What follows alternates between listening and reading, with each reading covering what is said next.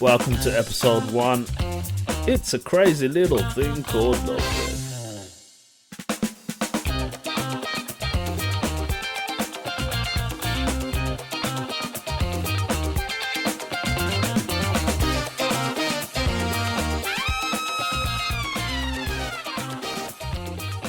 First of all, thank you.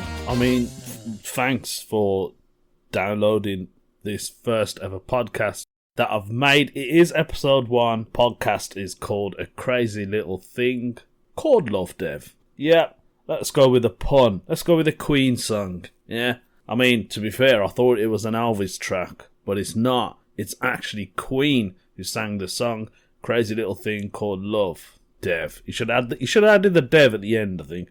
I asked for some suggestions on Facebook, and this is what I got. Podjabi, because obviously I'm Punjabi. Podjabi, I quite like that, but oh well, that one didn't go. The Daily Bar Paper with your host, Love Dev Barpager. More of a news channel, that one. I'm not really doing stuff about news. Oh, I'm going to cover things that have been in the news, but it's not really a news thing. What's Love Dev got to do with it? That's pretty good. Love Dev Actually, like the movie. A friend of mine named Donald, he's a comedian. He wrote Sexy Tit Talk. Now, it's not that kind of podcast, mate. Funny. Obviously, that will probably attract a lot of attention, to be fair, won't it? Sexy Tit Talk. Can you imagine people going, oh man, what's that about? Gee, I gotta I'm listening into that. That sounds like proper fun, that one.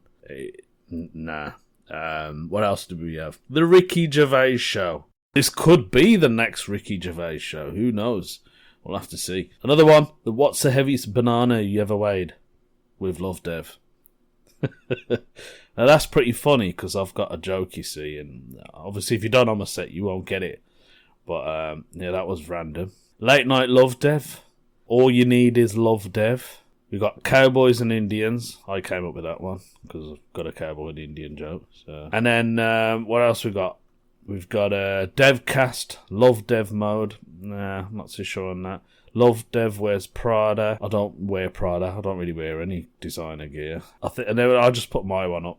Crazy Little Thing Called Love Dev. And I think everybody just finally agreed because I got sick of the comments and the updates. Facebook. And that's another thing about Facebook, actually. I've got a Facebook page. I've got a personal one that I use. I also got a fan page. The thing that bugs me about the fan page is when people view it.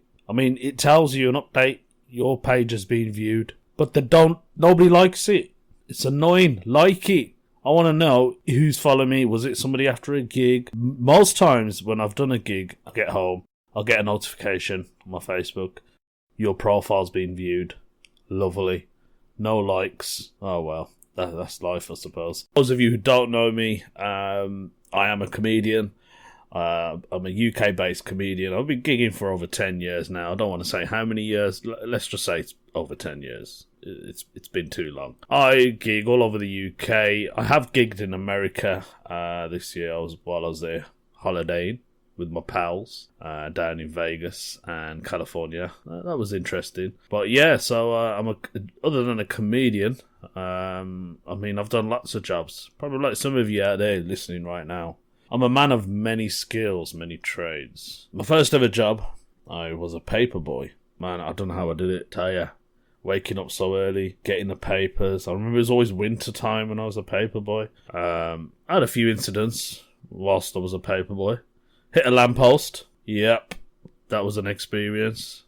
Riding down the road on my bike and I could hear a car coming, so I looked behind. I realised it was my neighbour. Started waving at him. All of a sudden, lamppost, bang.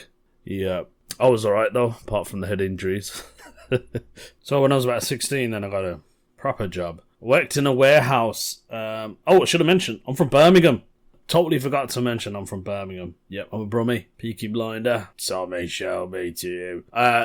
So I had my proper job after that. I was working in a warehouse, 16 years old. It was called A&S over in Digbeth. It was right next to another store that everybody knows in Birmingham called Latif's. Latif's was like the giant.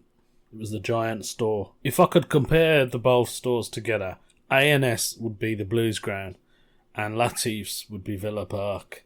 In the Premiership. I don't know about football. Don't question me. I don't watch football. I don't have a football team. Never interested me. I find it boring. Yeah, I know I'm not a proper bloke. When I tell people, like when I go to a gig and there's always some punter going, "Oh, you a Villa fan?" I'll be like, "Nah, mate." "Oh, a Blues then?" "Nope." Alright, then you must like cricket. Get that a lot. Cricket. Asian. Yeah, well, I think we actually sold cricket balls in A&S Warehouse. So when I was in A&S Warehouse, I was a store assistant in the toy store. They stuck me in the toy store, and it was during Christmas. We had to wear this Santa hat, and they'd play Christmas music, you know, for the whole time on there, 9 to 5. God, it was annoying. And Christmas songs did my absolute nothing. But I had the toys to entertain myself, and I think I loved it. It's like a big kid in there, to be fair. Used to hide away from the other colleagues. Then my dad got me a proper job, like a proper job. Started working at Royal Mail. This was back in the late 90s, right? There was a big strike going on then, and we were the only ones working. But this was at Royal Mail. I don't know if you know this, people of Brum.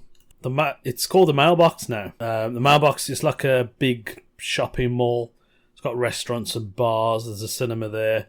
A lot of people go there for a drink. It's a really nice place, to be fair. It's right next to the canal. And that used to be the old mailbox, Royal Mailbox. And they've actually got tunnels, right? Underground tunnels that go from there all the way to New Street Station, which is now called Grand Central. I don't know why Birmingham called their train station Grand Central. There's only one, and that's in New York. But yeah, there's underground tunnels. And we used to go down like in this cart. We used to fill up the carts with parcels and, you know, sacks full of letters and stuff. And then we used to go down there. And this is true, right? I nearly killed myself. There's a tunnel which is quite steep.